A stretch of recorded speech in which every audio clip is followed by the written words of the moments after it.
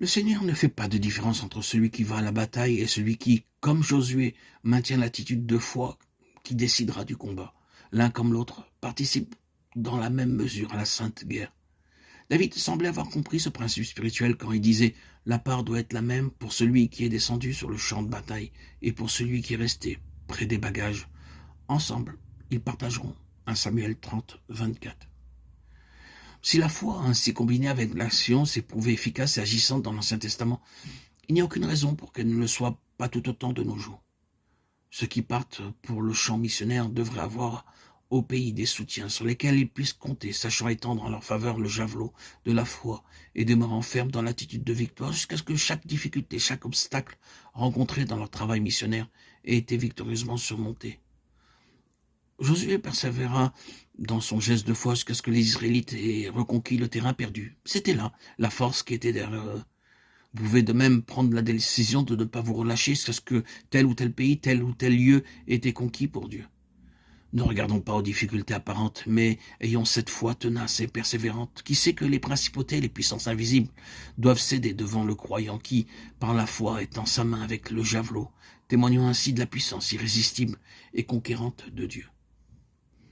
Que représentent actuellement les terrains qui peuvent avoir été perdus dans la guerre spirituelle? En voici une illustration. Tel ou tel enfant de Dieu peut avoir été à l'œuvre dans une œuvre d'évangélisation quelconque. Mais l'opposition s'étant manifestée, il s'en est retiré par amour de la paix. Cela, c'est du terrain perdu. Ce chrétien aurait dû maintenir sa position malgré toute l'opposition que cela pouvait susciter jusqu'à ce que le Seigneur ait fait triompher sa paix, la paix de la victoire emportée. Mais le terrain peut être conquis, et cela par la prière. Lors même que ce chrétien ne pourrait pas retourner en personne dans son ancien champ d'activité, il y a pourtant un chemin qui y mène directement.